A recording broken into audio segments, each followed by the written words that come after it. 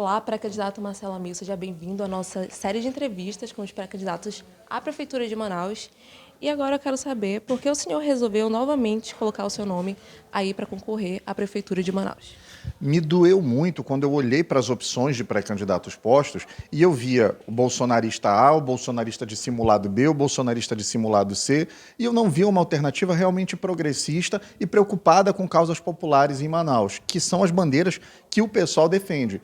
Então, aí pesou a minha verve de inconformado. Eu não consigo ver algo que eu sei que não é bom e ficar parado. Então, Manaus precisava de uma alternativa para combater o bolsonarismo, para mostrar que o bolsonarismo foi extremamente nocivo com a nossa cidade.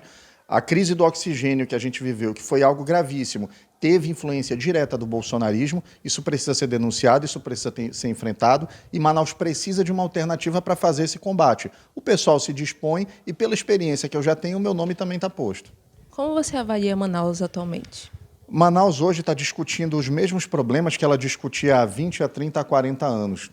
Então, a gente precisa ter uma mudança de paradigmas. O enfrentamento desses problemas só vai acontecer efetivamente quando a gente tiver uma gestão que se comprometa em olhar para as causas populares, em olhar para quem, historicamente, só é lembrado em ano de eleição, para quem parece que só tem algum peso, só tem algum valor quando alguém está precisando ir lá pedir o voto dele. Isso não é uma peculiaridade dos últimos 4 anos, isso é uma peculiaridade histórica de Manaus. E o pessoal vem para combater isso.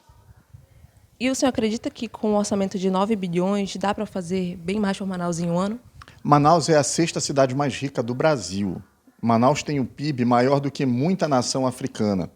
Então, a gente tem condições, sim, de dar qualidade de vida para o nosso povo. O que falta é mudar posturas, identificar as prioridades. Não dá para a gente achar aceitável você ter uma parada de ônibus, por exemplo, que é um aparelho público que atende aos mais necessitados, que não cabem 3 pessoas uma na frente da outra. Aquilo é simplesmente um exercício das prioridades que o município tem. A prioridade era fazer algo esteticamente bonito, colocar uma escultura lá. A prioridade de um governo do PSOL vai ser da qualidade de vida para quem usa aquele aparelho público. Uma parada de ônibus, focando nesse exemplo, que proteja do sol, que proteja da chuva, que possa ter ali um Wi-Fi, porque não, isso acontece em diversos países do mundo, e que faça com que o aparelho do município sirva efetivamente ao munícipe, não simplesmente para uma foto instagramável. Qual a análise que o senhor faz sobre educação em Manaus? Tem muito a melhorar ainda. A gente precisa de uma valorização efetiva dos professores. Dar R$ 30 de aumento para professor da rede pública de ensino é mostrar que não tem qualquer compromisso efetivo com o futuro da nossa cidade. O futuro de Manaus, os gestores de Manaus daqui a 30, 40 anos, hoje estão no ensino fundamental. Então, o pessoal não admite que a perspectiva de exercício de boas funções na sociedade, de boas gestões na sociedade, estejam restritas a ambientes privados. A criança tem que ter qualidade de vida, tem que ter qualidade de ensino. E essa qualidade de ensino, o primeiro tijolinho desse muro é a valorização do professor. Então, a gente aproveita esse espaço para fazer a crítica pública. Quem se propõe a dar R$ 30 de aumento para o professor é porque não tem compromisso nenhum com os professores. Seria talvez até mais digno ter dito, gente, não tem orçamento, não dá para dar aumento esse ano.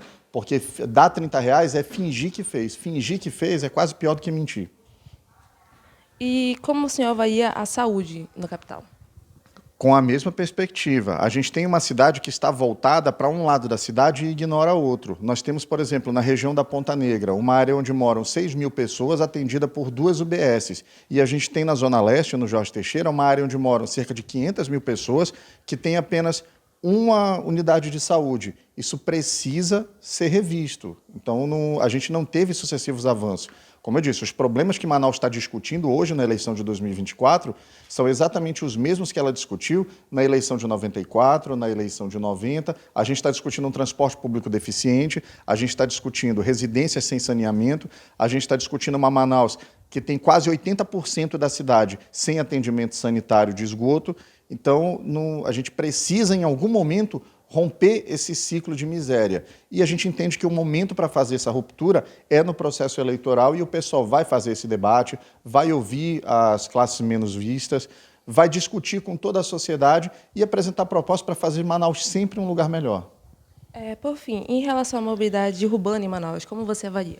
a gente precisa rever as nossas prioridades. Bogotá é um exemplo excelente. Bogotá também é uma cidade do porte mais ou menos semelhante ao de Manaus, mas que nos anos 90 fez a opção pelo transporte público. Hoje em dia, Manaus tem cerca de 800 mil carros registrados, mas todo dia mais de 500 mil estão circulando. Isso é óbvio, você tem congestionamento em Manaus, às 2 da tarde você tem congestionamento às 10 da manhã, não, o único horário que você anda com menos congestionamento em Manaus é entre meia-noite e 5 da manhã, e olhe lá, hein, porque dependendo do dia do evento, do dia em que você faça essa aferição, isso pode até mudar. Então a gente precisa investir efetivamente em transporte público. Todo ano, toda eleição se discute a extensão do modal para o hidroviário, para a gente ter um porto pegando passageiros saindo na Colônia, chegando até o centro de Manaus, passando pela Compensa, indo até a Ponta Negra. O pessoal propõe já desde 2020 a instalação da linha 1 do VLT, que vai sair do Lago Azul e chegar até o Coroado em cerca de 17 minutos, a um preço que o município sequer precisaria de empréstimo para fazer, porque só de subsídio em 2023 nós pagamos 560 milhões para as empresas de ônibus. 14 quilômetros do metrô custariam 533. Então, você mudando isso, você dando um transporte público de qualidade, só daí você desestimula que carros circulem na rua. E isso é um efeito cascata. Isso aí vai gerar a diminuição do tempo de deslocamento, vai gerar a diminuição dos congestionamentos, e quanto menos tempo você passa num carro ou dentro de um ônibus, mais você passa com a sua família, mais você passa com os seus estudos, mais você tem qualidade de vida. Esse é o mote das campanhas do PSOL, promover qualidade de vida para o povo de Manaus.